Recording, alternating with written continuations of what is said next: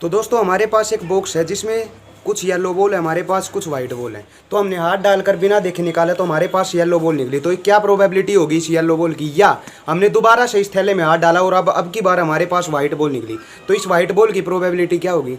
तो चाहे कितना भी बड़ा थैला हो, कितनी भी बड़ी थैली हो, चाहे कितनी भी बॉल निकाल लेना, कितने भी पत्ते कार्ड निकाल लेना, कितने भी सिक्के उछाल लेना, या कितनी भी डाइस घुमा लेना, इन सभी क्वेश्चनों के जवाब इस वीडियो में देने आया हूं। तो इस वीडियो को देखने के बाद इस टाइप के सारे क्वेश्चनों को फेंक के मारेंगे।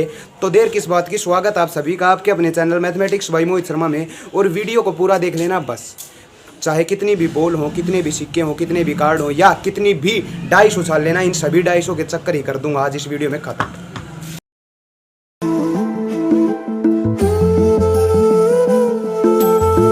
दोस्तों आगे शुरू करते हैं हमारी वीडियो को, मीन्स प्रोबेबिलिटी को। तो सबसे पहले बात करते हैं इस प्रोबेबिलिटी का मतलब क्या होता है। जो आपने ये प्रोबेबिलिटी दिख रही है, इस प्रोबेबिलिटी का मतलब क्या है। तो प्रोबेबिलिटी का दूसरा नाम होता है हमारे पास संभावना।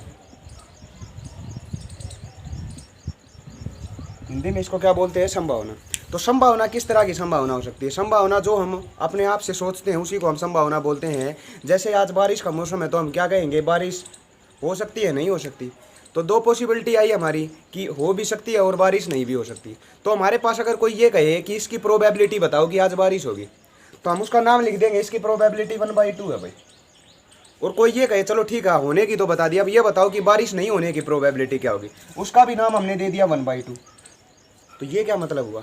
तो इस मतलब से हमें ये समझ में आया कि प्रोबेबिलिटी क्या होती है। प्रोबेबिलिटी होती है कि जो हम ऑब्जर्व करते हैं उसको डिवाइड कर दें अगर टोटल पॉसिबिलिटी से, तो हमारे पास प्रोबेबिलिटी निकल कर आती है। जैसे जैसे हमारे पास बारिश होगी या ना होगी, तो टोटल हमारे पास केस कितने बने कि एक होने की और एक ना होने की। होने प्लस ना होने की मतलब 2 केस बने टोटल हमारे पास। और होने की कितनी, देखो हम ये लिख सकते हैं कि सही बारिश होगी, एच से डिनोट कर सकते हैं होगी, और एन से डिनोट कर सकते हैं नहीं होगी। बात यही है। तो होने और ना होने की जो प्रोबेबिलिटी है, इन दोनों को जोड़ो तो हमारे पास टोटल कितने केस बने, 2 बने ना। और अब इन दोनों में से हमारे पास प्रोबेबिलिटी वो सिर्फ एक की पूछ रहा है कि होने की प्रोबेबिलिटी, होना कितना है 1, तो 1/2 कर दिया हमने। और ना होने का भी मतलब क्या है 1, तो ये भी हमने क्या कर दिया 1/2। अब एक बार 1/2 और 1/2 को ऐड करके देखो, तो 1/2 प्लस 1/2 ऐड किया तो हमारे पास आधा प्लस आधा क्या हो गया, पूरा 1 बन गया। तो हमने ये देखा, इन दो चीज़ें देखी इन चीज़ों से, इस बारिश के मौसम से, कि जो हमारी प्रोबेबिलिटी होती है, जो हमारा प्रोबेबिलिटी का मतलब होता है वो क्या होता है, पॉसिबिलिटी होता है कि क्या हमारे पास चांस होते हैं। तो हमने ये देखा कि प्रोबेबिलिटी का जो फार्मूला निकल कर आया इन दोनों केसों से, 1/2 और 1/2 से, वो ये होता है कि number of favourable outcomes divided by total number of outcomes. कहने का मतलब हमारे पास एक प्रोबेबिलिटी निकालने का, एक px निकालने का एक फार्मूला आया। वो क्या होता है कि number of favourable outcomes upon total number of outcomes. कहने का मतलब ये है कि प्रोबेबिलिटी अगर किसी चीज़ की हमें निकालनी हो तो ये देखेंगे सबसे पहले तो उसमें टोटल पॉसिबिलिटीज़ कितनी है, और बाद में वो किस प्रोबेबिलिटी या किस पॉसिबिलिटी की हमारे पास बात कर रहा है। इसको ही हम नाम देते हैं प्रोबेबिलिटी। जैसे हमारे पास क्या है, कुछ नंबर है हमारे पास 1 2 3 4 5, ये नंबर है। और वो ये कहे कि ये बताओ कि P5 कितना होगा। P5 का मतलब 5 आने की जो प्रोबेबिलिटी होगी वो कितनी होगी। तो सबसे पहले ये देखेंगे कि हमारे पास टोटल केस कितने हैं। तो टोटल केस कितने हो गए, 1 2 3 4 5, 1 2 3 4 5, टोटल केस हमारे पास 5 निकले। और अब ये देखो कि इसमें 5 कितनी बार आया हुआ है, 5 एक बार आया हुआ है, तो हमारे पास क्या प्रोबेबिलिटी निकली 1/5। क्लियर है। या बता लो यहाँ भी हमारे पास क्या होता, 5 होता। तो नंबर तो अभी वही है 1 2 3 4 5, 5 ही हमारे पास, लेकिन 5 कितनी बार आ रहा है, अब की बार 2 बार, तो इसकी प्रोबेबिलिटी क्या होगी 2/5। लगा लो यहाँ फिर 5 आ गया, तो अब क्या होगी प्रोबेबिलिटी 3/5। एक बार यहाँ भी 5 लगा लो तो फिर प्रोबेबिलिटी कितनी होगी 4/5। और लास्ट में यहाँ भी 5 कर दो तो प्रोबेबिलिटी कितनी हुई 5/5 कैंसिल होकर 1। तो हमें इन चीज़ों से एक बात समझ में आई कि जब हमने टोटल के टोटल हमने पाँचों के पाँच के बना दिया, हमारे पास 5 नंबर कर दिए, तो हमारे पास प्रोबेबिलिटी निकली 1। और जब हमने एक 5 का किया था तो प्रोबेबिलिटी निकली 1/5। तो इससे हमारे पास एक रेंज समझ में आई कि प्रोबेबिलिटी कितनी ऊपर जा सकती है, कितनी नीचे जा सकती है। फिर बात आती है इन सब के बाद रेंज ऑफ प्रोबेबिलिटी। तो इस एग्जाम्पल से हमने ये देखा कि रेंज ऑफ प्रोबेबिलिटी कहने का मतलब रेंज ऑफ प्रोबेबिलिटी। सबसे इंपॉर्टेंट क्वेश्चन होता है ये, एग्जाम में लगभग देखने को मिल ही जाता है। तो रेंज का मतलब ये होता है कि हमारी प्रोबेबिलिटी किससे नीचे नहीं जा सकती और किससे ऊपर नहीं जा सकती। तो हमने इस एग्जांपल में सारी चीज़ें सीखी कि हमने सारे के सारे 5 नंबर ले लिए, फिर भी हमारे पास प्रोबेबिलिटी 1 निकली। और जब हमने 1/5 का लिया था तो प्रोबेबिलिटी हमारे पास क्या निकली, 1/5 सबसे छोटी। और लगा लो कि अगर 1 2 3 4 और 6 लगा लो, इसमें 5 कहीं भी नहीं है, तो 5 आने की प्रोबेबिलिटी क्या होगी, 0/5। कहने का मतलब 0। तो जब हमारे पास एक भी 5 का नहीं था तो हमारे पास प्रोबेबिलिटी निकली 0। और जब हमारे पास सभी के सभी 5 के थे तो हमारे पास प्रोबेबिलिटी निकली 5/5 1। तो हमें एक बात समझ में आई कि हमारी प्रोबेबिलिटी 0 से नीचे तो जा ही नहीं रही और ना हमारी प्रोबेबिलिटी 1 से ऊपर जा रही। तो हम इसकी रेंज क्या लिख सकते हैं, इसकी रेंज होगी हमारे पास 0 से लेकर 1 तक। कहने का मतलब जो px होगी, हमारी जो प्रोबेबिलिटी होगी वो हमेशा बड़ी होगी या इक्वल होगी 0 से, और हमेशा छोटी होगी या इक्वल होगी 1 से। तो ये हमारी प्रोबेबिलिटी की रेंज निकली। कहने का मतलब ना तो हमारी प्रोबेबिलिटी 1 से ऊपर जा सकती है और ना हमारी प्रोबेबिलिटी 0 से नीचे जा सकती है। तो हमारी जो प्रोबेबिलिटी की रेंज होगी वो 0 से लेकर 1 तक बिलोंग करेगी, ना 0 से नीचे जाएगी ना 1 से ऊपर जाएगी। तो कोई मैक्सिमम प्रोबेबिलिटी की बात पूछे तो मैक्सिमम प्रोबेबिलिटी क्या होगी, 1 होगी। और सबसे लेसर प्रोबेबिलिटी, जो सबसे लिस्ट प्रोबेबिलिटी होगी, वो हमारे पास 0 होगी। तो ये था पूरा का पूरा कंसेप्ट हमारा प्रोबेबिलिटी का। लेकिन जब हमने वीडियो स्टार्ट की तो हमने 4 नाम लिए थे। वो 4 नाम कौन कौन से थे? पहला नाम था हमारे पास बॉल, हमने येलो और वाइट बॉल निकाली थी। दूसरा नाम था हमारे पास कार्ड, जो पत्ते। तीसरा नाम था हमारे पास क्वाइंस। और चौथा नाम था फोर्थ, जो सबसे इंपॉर्टेंट माना जाता है, वो होती है डाइस। तो ये कार्ड, डाइस, क्वाइंस और हमारे पास बॉल, इनके क्वेश्चन हमें किस तरह को देखने को मिलेंगे, तो हम आपको विद एग्जाम्पल इनका मतलब बताते हैं कि इन कोइंस का कैसे क्वेश्चन निकाल सकते हैं, कैसे हमारी प्रोबेबिलिटी में कोइंस यूज होते हैं, कैसे हमारी का प्रोबेबिलिटी में कार्ड्स यूज होते हैं और कैसे हमारी प्रोबेबिलिटी में डाइस और बॉल्स यूज होती हैं। तो चलते हैं हमारे उन क्वेश्चनों की तरफ, उन कंसेप्ट की तरफ, क्योंकि आप सबको पता होगा कंसेप्ट इज पावर। तो हमें पता है कि जो हमारी 10वीं क्लास की प्रोबेबिलिटी है वो सिर्फ 4 हिस्सों में बांटी गई है। जिस बंदे ने ये चारों चीज़ें सीख ली, card, balls, coins and dice, ये 4 टाइप के क्वेश्चन हमारे 10वीं क्लास में आएंगे। जो हमारी एक ही एक्सरसाइज है 15वें चैप्टर में प्रोबेबिलिटी में, उन जो एक एक्सरसाइज है उसमें सारे के सारे क्वेश्चन इन 4 टॉपिकों के भरे हुए हैं। तो अगर जिस भी बच्चे ने ये 4 टॉपिक सीख लिए उसको पूरी की पूरी प्रोबेबिलिटी में कोई भी दिक्कत नहीं आएगी। तो शुरू करते हैं एक एक के क्वेश्चन हमारे किस तरह के क्वेश्चन हमें देखने को मिलते हैं। तो सबसे पहले जिक्र करते हैं कार्ड्स का। तो ये कार्ड्स क्या होता है? तो सबसे इंपॉर्टेंट चीज़ होती है हमारे कार्ड। सबसे इंपॉर्टेंट कहने का मतलब सबसे ज़्यादा क्वेश्चन बन पाते हैं इस कार्ड्स के।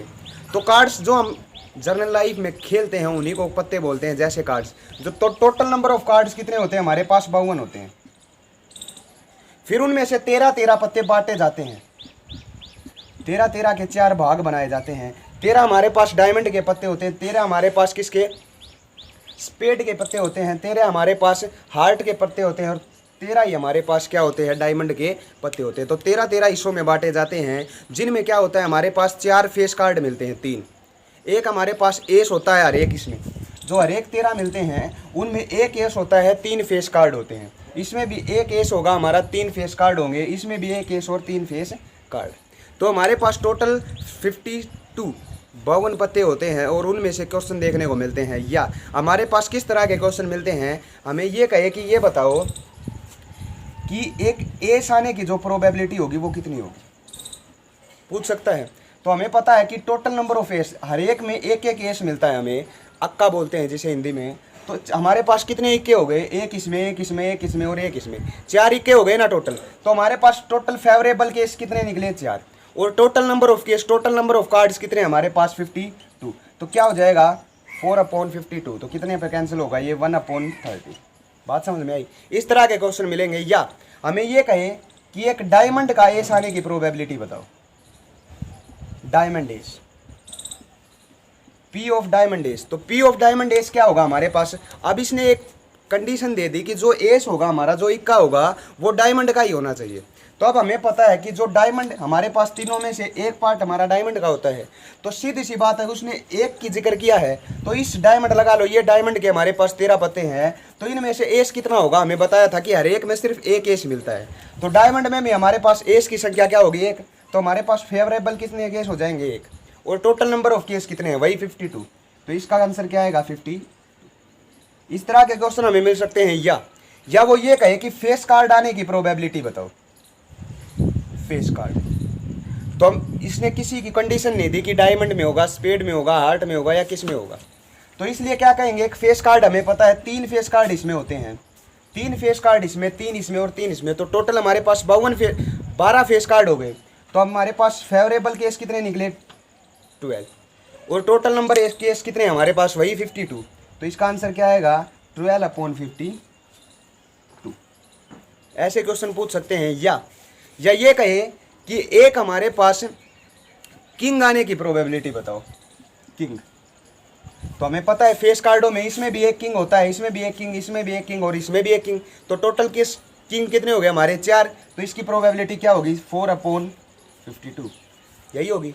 या हमारे पास ये कहे कि एक क्वीन आने की प्रोबेबिलिटी, तो बताओ, तो क्वीन भी क्या होगी, एक होगी, 4/52। लेकिन अगर स्पेशली ये कह दे कि एक डायमंड क्वीन आने की प्रोबेबिलिटी क्या होगी, तो हमें पता है डायमंड में क्वीन कितनी होती है, सिर्फ एक। तो 1/52। इस तरह के क्वेश्चन पूछ सकता है। तो ये तो थे हमारे किसके, कार्डों के नंबर। या कार्ड हमारे पास किस तरह के क्वेश्चन पूछेंगे, तो आपको कार्डों के बारे में पता होगा कि 4 हिस्सों में बांटे जाते हैं, ईट, चिड़ी, हिंदी में बोलते हैं डायमंड, स्पेड, हार्ट और हमारे पास डायमंड। ये हमारे पास 4 केस होते हैं, किसमें, कार्ड की संख्या में। और उनमें से जो फेस कार्ड कितने होते हैं, 3 होते हैं हर एक पार्ट में, एक केस होता है उनमें, एक हमारे पास किंग होता है, एक क्वीन होती है, एक हमारे पास जैक होता है। 1 से लेकर 10 तक की हमारी गिनती पाई जाती है, 1 2 3 4 5 6 7 8 9 10। और जो 11वां पार्ट होता है उसको बोलते हैं जैक, जो 12वां पार्ट होता है उसको बोलते हैं क्वीन, और जो 13 पार्ट होता है वो होता है हमारे पास किंग, और जो 1 नंबर होता है 1 उसको बोलते हैं हम एस, यानी इक्का। तो ये तो था हमारा सिस्टम किसका, कार्ड्स का। अब दूसरे केस पर चलते हैं, हमारे पास बॉल्स की। बॉल्स के क्वेश्चन किस तरह आ सकते हैं, तो बात करते हैं दूसरे टॉपिक यानी बॉल्स के बारे में। जैसे हमारे पास क्या कहे, अब जिक्र आ गया हमारा किसका, बॉल्स का। अब हमारे पास ये कहे कि एक थैला है हमारे पास, जिसमें हमारे पास 4 तो रेड बॉल हैं, 3 ब्लैक बॉल हैं और 2 हमारे पास क्या हैं, वाइट बॉल है। यही था। तो हमने एक चीज़ सीखी थी कि जो टोटल प्रोबेबिलिटी होती है, सम ऑफ प्रोबेबिलिटी, वो हमारे पास 1 होता है। कहने का मतलब अगर हम प्रोबेबिलिटी को जोड़ दें, हमने 1/2 और 1/2 का एग्जाम्पल लिया था बारिश होने और ना होने का, जब हमने उसका सम किया था तो हमारे पास 1 निकला था। कहने का मतलब सारी की सारी प्रोबेबिलिटियों का जो सम होता है वो 1 होता है। 1 से ना ऊपर जाएगा ना 0 से नीचे जाएगा, यही केस था हमारा। तो अब बात करते हैं कि किसी थैले में हमारे पास 4 रेड बॉल, 3 ब्लैक बॉल और 2 वाइट बॉल है, तो किस तरह के क्वेश्चन बन सकते हैं हमारे 10th क्लास में प्रोबेबिलिटी में बॉल्स के ऊपर। तो ये कहे कि एक ब्लैक बॉल आने की प्रोबेबिलिटी बताओ, प्रोबेबिलिटी ऑफ ब्लैक बॉल्स। तो हम सबसे पहले तो ये देखेंगे हमारे पास टोटल बॉल्स कितनी होगी, 4 और 3 7 और 2 9। हमारे पास टोटल नंबर ऑफ बॉल्स कितनी होगी, 9। अब उनमें से ये देखो कि ब्लैक बॉल कितने हैं हमारे पास, तो ब्लैक बॉल है 3, तो इसकी प्रोबेबिलिटी क्या होगी, 3/9 यानी 1/3, यही होगा। या ये कहे कि हमारे पास वाइट बॉल आने की प्रोबेबिलिटी बताओ, तो वाइट बॉल कितनी है हमारे पास, 2, और टोटल नंबर ऑफ बॉल्स कितनी है, वही 9। तो इसका आंसर क्या आया, 2/9। ये कहे कि प्रोबेबिलिटी ऑफ रेड बार कही। अब रेड बार का मतलब क्या होता है कि रेड ना आने की प्रोबेबिलिटी बताओ। ये सबसे मोस्ट इंपॉर्टेंट क्वेश्चन होता है कि ना आने की प्रोबेबिलिटी, कि रेड ना आने की प्रोबेबिलिटी हमारे पास क्या होगी। तो सबसे पहले ये निकालो कि हमारे पास रेड आने की प्रोबेबिलिटी क्या होगी। इसके लिए हम सबसे पहले क्या करेंगे, पी ऑफ आर निकालेंगे। तो टोटल नंबर कितने हमारे पास, 9, और रेड कितनी आ सकती है, 4, तो 4/9 आ गई रेड आने की प्रोबेबिलिटी। अब ये कहा था कि अगर हमारे पास किसी भी प्रोबेबिलिटी की ना आने की प्रोबेबिलिटी पूछे तो उसका आंसर क्या होगा कि जो उसकी आने की प्रोबेबिलिटी है उसको 1 में से लेस कर दे। जो ना आने की प्रोबेबिलिटी होगी वो 1 में से लेस करने पर हमारे पास आने की प्रोबेबिलिटी आ जाएगी। या हमारे पास ना आने की प्रोबेबिलिटी दे रखी हो और आने की पूछे तो भी उसको क्या कर दो, 1 में से लेस कर दो। तो हमारे पास आने की प्रोबेबिलिटी ये है, तो P ऑफ R डैश क्या होगा फिर, कहने का मतलब प्रोबेबिलिटी ना आने की, इसको 1 में से लेस करेंगे तो 1 - 4/9, तो एलसीएम लिया तो हमारे पास कितना आया 5/9। तो ये हमारा क्या है कि रेड ना आने की प्रोबेबिलिटी। अब इसको दूसरे तरीके से भी हम सोल्व कर सकते हैं। किस तरह, अब इसने ये कहा कि रेड नहीं आनी चाहिए। अगर हमारे पास रेड ना आएगी तो क्या आएगी, चाहे तो ब्लैक बॉल आएगी चाहे व्हाइट बॉल आएगी बस। तो टोटल नंबर ऑफ केस कितने हमारे पास 9, और रेड ना आएगी तो ये दोनों आ सकती हैं, कहने का मतलब 3 और 2 5, तो 5/9। या भी आंसर वही, या भी आंसर वही। तो चाहे आने वाली प्रोबेबिलिटी को 1 में से लेस कर दो, या इसका ना आने की पूछ रही है तो इन दोनों का टोटल करके हमारे पास टोटल नंबर ऑफ से डिवाइड कर दो। तो ये हमारे पास इस तरह के क्वेश्चन हमारे बनते हैं बॉल्स के, जो हमारा टॉपिक होता है कि किस तरह के क्वेश्चन हमारे बॉल में से बन सकते हैं। तो दूसरा टॉपिक क्लियर। अब चलते हैं तीसरे टॉपिक की तरफ, मीन्स कॉइन्स की तरफ।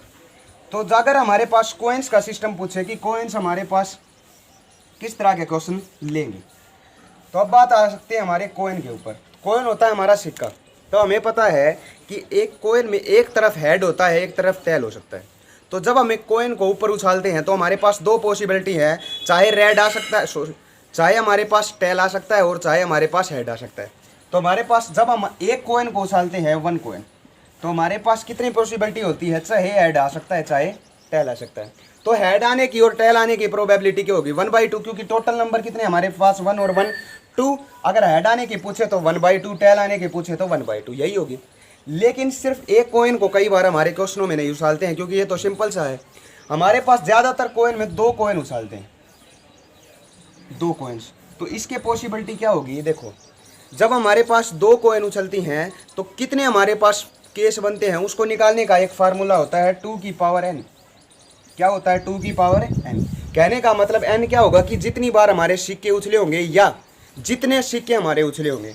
तो अब हमने 2 कॉइन उछाले हैं तो 2 की पावर 2 कितना आएगा, 4 केस निकलेंगे हमारे पास। वो 4 केस कैसे निकलेंगे बताता हूँ। लगा लो कि जो हमने पहला सिक्का उछाला उसमें ऐड आ गया, और जो दूसरा उछाला उसमें भी ऐड आ गया। ये भी हो सकता है दोनों सिक्कों में क्या आ गए, ऐड आ गए। या हमने पहले सिक्के में ऐड आ गया और दूसरे सिक्के में क्या आ गया, टेल। ये भी हो सकता है। या हमारे पास पहले सिक्के में टेल आ गया, दूसरे में ऐड आ गया। या हमारे पास दोनों सिक्कों में क्या आ गया, टेल टेल आ गया। तो हमारे पास 1 2 3 4, इससे अलग कोई पॉसिबिलिटी हो सकती है नहीं। या हमारे पास दोनों ऐड होंगे, या पहले ऐड आएगा या दूसरे ऐड आएगा, या दोनों हमारे क्या होंगे, टेल होंगे। तो 4 केस बने हमारे पास। अब ये क्वेश्चन ये पूछे कि कम से कम एक हेड आने की प्रोबेबिलिटी बताओ। तो कम से कम एक हेड का मतलब ये है एक हेड तो हो या उससे ज़्यादा भी हो सकते हैं। तो इसमें भी हमारे पास एक हेड है, और इसमें भी एक ऐड है, और इसमें भी कम से कम एक ऐड तो है ही। तो कम से कम एक ऐड आने की प्रोबेबिलिटी क्या होगी, देखो टोटल तो 4, 1 2 और 3, तो कितनी प्रोबेबिलिटी होगी कम से कम एक ऐड आने की, 3/4। कम से कम एक टेल आने की प्रोबेबिलिटी क्या होगी, वही 1 2 और 3, 3/4। लेकिन ये कहे कि 2 ऐड आने की प्रोबेबिलिटी बताओ। तो 2 ऐड कितने हमारे पास, सिर्फ एक ही केस है जिसमें हमारे पास दोनों के दोनों ऐड हैं, तो इसकी प्रोबेबिलिटी क्या होगी, 1/4। या दोनों टेल आने की प्रोबेबिलिटी क्या होगी, एक ही हमारा ऐसा केस जिसमें दोनों टेल हैं, तो इसकी प्रोबेबिलिटी क्या होगी, 1/4। तो अगर ज़्यादा तो नहीं बोलते, लेकिन अगर हमारे पास 3 सिक्के उछलवा दे, सबसे इंपॉर्टेंट बात बताऊंगा, जब हमारे पास क्या हो, 3 कॉइन्स हमारे पास भगाए जाएं, 3 कॉइन एक साथ उछाले जाएं, तो हमें पता है इसका फार्मूला 2 की पावर n। तो 2 की पावर 3 करेंगे तो हमारे पास 8 आएंगे। तो इस 8 फेवरेबल केस, तो मैं आपको ये 8 के 8 फेवरेबल केस बनाकर दिखा देता हूँ क्या क्या होंगे हमारे 8 केस। लगा लो कि हमारे पास हमने उछाला तो पहला ऐड आ गया, दूसरा भी ऐड आ गया और तीसरा भी ऐड आ गया। हो सकता है तीनों सिक्के उछाले और तीनों में हमारे पास हेड गिरे। दूसरा क्या होगा कि पहला हेड गिर गया, दूसरा टेल गिर गया और तीसरा भी टेल गिर गया, हो सकता है। या लगा लो कि पहला हेड गिरा, दूसरा भी हेड गिरा, लेकिन तीसरे नंबर पर हमारे पास तीसरे सिक्के में क्या आ गया, टेल आ गया। तीसरा केस क्या होगा कि पहला हेड गिरा, दूसरा टेल गिर गया और तीसरा फिर हेड गिर गया, ये भी हो सकता है। चौथा केस क्या होगा कि पहला टेल गिरा, फिर टेल गिरा और फिर हेड गिर गया हमारे पास, यही होगा। या क्या हुआ कि पहला टेल गिरा, फिर हेड गिर गया और फिर टेल गिर गया।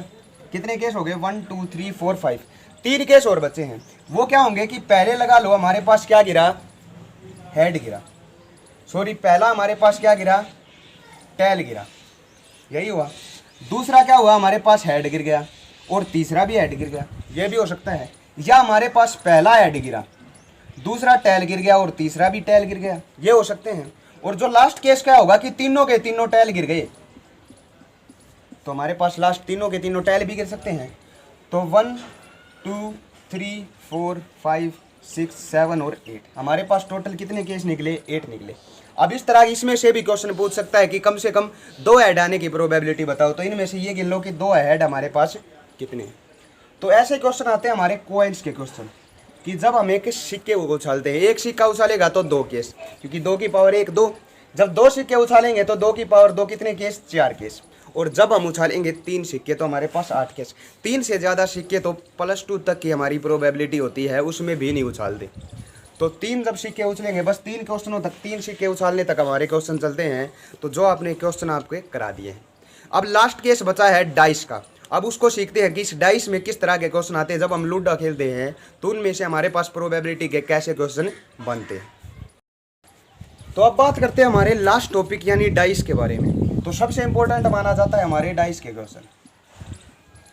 डाइस का मतलब होता है जो लूडा, जिसमें हमारे पास 6 फेस होते हैं एक डाइस में, जिस पर 6 नंबर लिखे होते हैं।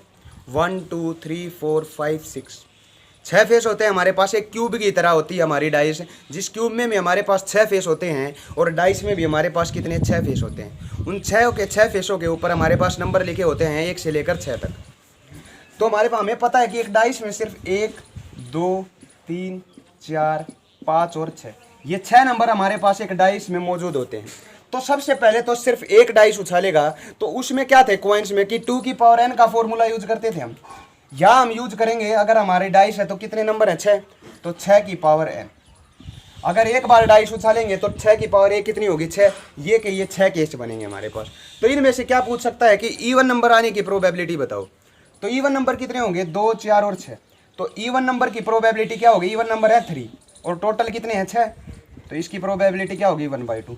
अगर ओड नंबर की प्रोबेबिलिटी पूछे तो ओड भी कितने हैं? 1 2 और 3, 3/6। इस तरह हमारे पास क्वेश्चन पूछ सकता है क्या? जब हम डाइस को उछालेंगे एक बार। क्लियर है? कुछ भी क्वेश्चन पूछ सकता है। 5 आने की प्रोबेबिलिटी 1/6, 6 आने की प्रोबेबिलिटी 1/6। इन नंबरों में कौन से भी नंबर की प्रोबेबिलिटी क्या होगी? 1/6। लेकिन इवन नंबर की पूछे तो इसमें 3 इवन नंबर है तो 3/6। ओड नंबर की पूछे तो 3 ओड नंबर है 3/6। क्लियर है? ये तो था जब हमने डाइस को उछाला सिर्फ एक बार। लेकिन एक बार नहीं उछालते, हमारे क्वेश्चनों में 2 बार उछाल कर क्वेश्चन पूछते हैं। तो जब हम डाइस को 2 बार उछालेंगे, 2 डाइस, कहने का मतलब या तो हम एक ही डाइस को 2 बार उछालेंगे या हम 2 डाइसों को एक साथ उछालेंगे, बात वही है। तो 6 की पावर n, तो अब की बार हमने कितनी डाइस उछाली हैं? 6 की पावर 2। तो हमारे पास टोटल फेवरेबल केस कितने आएंगे? 36। किस तरह आ सकते हैं? देखो, लगा लो कि हमने डाइस उछाली तो पहली डाइस में 1 आ गया और दूसरी डाइस में भी 1 आ गया। फिर दूसरी डाइस उछाली, फिर 1 आ गया पहली डाइस में, दूसरे में 2 आ गया। 1 3 1 4 1 5 और 1 6। कहने का मतलब ये क्या चल रहा है हमारा कि पहली डाइस में हमारे 1 आ रहे हैं सारे के सारे, लेकिन दूसरी डाइस में चेंज हो रहे हैं 1 2 3 4 5 6, ऐसे हो सकते हैं। ये जरूरी थोड़ी है कि हमारी पहली डाइस में हर बार 1 आए। लगा लो कि हमारी अब की बार डाइस में आ गया 2 पहली में, दूसरी में फिर वही 1, दूसरी में 2 भी आ सकता है, 3 भी, 4 भी, 5 भी और 6 भी। क्लियर है? या हमारे पहली डाइस में आ गया 3, तो 3 1 3 2 3 3 3 4 3 5 और 3 6।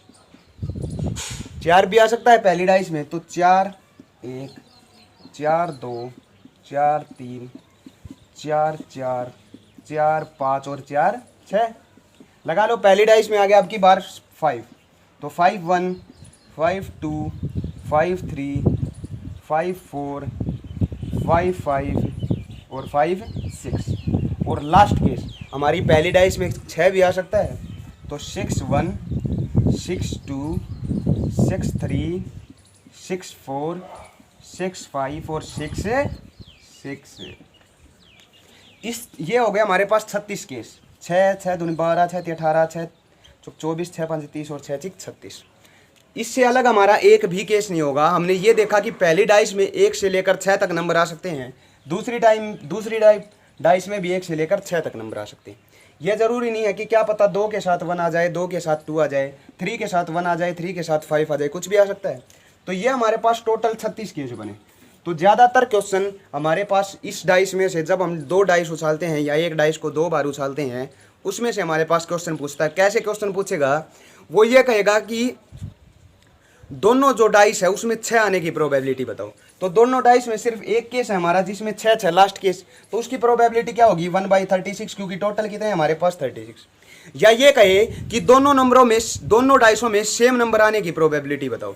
तो सेम नंबर का मतलब होता है 1 1 2 2 3 3 4 4। सेम नंबर है दोनों में 1 1 2 2 3 3। तो कितने केस होंगे? 1 1 2 2 3 3 4 4 5 5 6 6। तो 6 केस बने। तो हमारे पास टोटल नंबर ऑफ केस हो गए 6। टोटल कितने हैं? 36। कैंसिल किया तो 1/6। ऐसे पूछ सकता है। या ये कहे कि कम से कम एक आने की प्रोबेबिलिटी बताओ। तो हर एक में एक तो मिलेगा ही, तो टोटल गिनकर हमारे पास टोटल नंबर से डिवाइड कर देंगे। तो कैसे भी क्वेश्चन बने, लेकिन सिर्फ इस टेबल से बाहर एक भी क्वेश्चन नहीं बनेगा हमारा 10th क्लास के प्रोबेबिलिटी का। क्लियर है? तो हमने 4 चीज़ें सीखी आज इस वीडियो में। डाइस सीखी, कार्ड सीखे, क्वाइन सीखी और बोल्स के क्वेश्चन सीखे। तो पूरी की पूरी प्रोबेबिलिटी के सारे क्वेश्चन निकाल कर देख लेना। जो आज इस वीडियो में कंसेप्ट बताया है उस कंसेप्ट से बाहर एक भी क्वेश्चन आ जाए तो कह देना। तो इस वीडियो को पूरा देख लिया है आपने तो इस प्रोबेबिलिटी की एक भी डाउट आपका क्लियर नहीं होगा। और जो बच्चा इस वीडियो को पूरा देख नहीं पाया वो तो प्रोबेबिलिटी में डाउट ही रह जाएगा। और प्रोबेबिलिटी हमारा एक ऐसा चैप्टर है जो सिर्फ 10वीं क्लास नहीं, 10वीं में प्रोबेबिलिटी आएगी, फिर 11वीं में भी प्रोबेबिलिटी आएगी, और फिर +2 में भी हमारे पास प्रोबेबिलिटी आएगी। और प्रोबेबिलिटी का जो सीन होगा, जो कंसेप्ट होगा, वो थोड़ा इंक्रीज, थोड़ा टफ होता जाएगा क्लास वाइज। 10th में हमारे पास बिल्कुल ईजी प्रोबेबिलिटी, 11th में भी ईजी थोड़ी सी, 10th से ज़्यादा टफ, और 12th में हमारी 11th से ज़्यादा टफ है प्रोबेबिलिटी। तो प्रोबेबिलिटी को आसान टॉपिक सिर्फ 10वीं में मान सकते हैं हम, क्योंकि बहुत ईजी टॉपिक हमारा। सिर्फ जो क्वेश्चन बताए हैं 4 टाइप के, इन्हीं 4 टाइप के क्वेश्चन, इन्हीं 4 टाइप के टॉपिकों में से सारे के सारे क्वेश्चन आपको मिलते हैं प्रोबेबिलिटी चैप्टर में। तो क्या सीखी हमने? पहली चीज़ ये सीखी प्रोबेबिलिटी में कि प्रोबेबिलिटी का जो सम होता है वो 1 होता है। कि कितनी भी हमारे पास प्रोबेबिलिटी निकले, सारी की सारी प्रोबेबिलिटियों का जो हम सम करेंगे, मतलब P1 + P2 + P3 dash dash dash Pn, सारी की सारी प्रोबेबिलिटियों का सम हमारे पास क्या होता है? 1। क्लियर है? ना तो हमारी प्रोबेबिलिटी 1 से ऊपर जा सकती है और ना 0 से नीचे जा सकती है। तो हमने क्या सीखा था कि जो हमारी प्रोबेबिलिटी की रेंज होती है वो 0 से लेकर 1 तक चलती है। क्लियर था? तीसरी बात हमने ये सीखी कि हमारे जो बोल्स के क्वेश्चन होते हैं वो क्वेश्चन किस तरह के देखने को मिलते हैं। बॉल हमारी रेड, वाइट, ब्लैक, ब्लू कुछ भी हो सकती है, तो उससे हमारे प्रोबेबिलिटी के कैसे क्वेश्चन बन सकते हैं। चौथी चीज़ सीखी हमारे पास, जो हमारे पास क्या होते हैं, कार्डों के जो क्वेश्चन होते हैं, कि जो हमारे पास 52 कार्ड होते हैं, स्पेड, डायमंड, इस तरह के, उनमें से हमारे किस तरह के क्वेश्चन निकाल सकता है हमारा चैप्टर प्रोबेबिलिटी। उसके बाद जो अगला टॉपिक सीखा वो सीखा हमारे क्वाइंस का, कि जब हम 1 क्वाइन उछालें, 2 क्वाइन उछालें या 3 क्वाइन उछालें, तो हमारे पास हेड, टेल आने की इनकी प्रोबेबिलिटी या कि क्वेश्चन किस तरह मिलते हैं। और चौथा सबसे इंपॉर्टेंट लास्ट पार्ट हमारा सीखा डाइस का, कि डाइस जब हम 1 फेंके तो हमारे पास फेवरेबल केस कितने होते हैं, और जब हम डाइस को 2 बार फेंके तो हमारे फेवरेबल केस कितने होते हैं। तो ये थी हमारी प्रोबेबिलिटी की पूरी वीडियो, 10th क्लास की पूरी प्रोबेबिलिटी का जो कंसेप्ट है, और एक क्वेश्चन हमने डिस्कस कर लिया है। अगर इस वीडियो को देखने के बाद आपका एक भी क्वेश्चन बचे प्रोबेबिलिटी चैप्टर में तो कह देना, और मुझे कमेंट करके बता देना। जो भी क्वेश्चन आपका रह जाए उस क्वेश्चन का आपको मैं करा दूंगा क्लियर। तो वीडियो अच्छी लगी हो तो वीडियो को लाइक करना, और जितना हो सके इस वीडियो को शेयर कर देना, ताकि हर बच्चे तक ये वीडियो पहुंच सके हमारी। और अगर चैनल पर पहली बार आए हो, पहली बार मेरी शक्ल देख रहे हो इस चैनल पर, तो इस चैनल को सब्सक्राइब कर दें ताकि दोबारा आपको शक्ल दिख सके, क्योंकि बेहतरीन वीडियो लेकर आते हैं इस चैनल के ऊपर।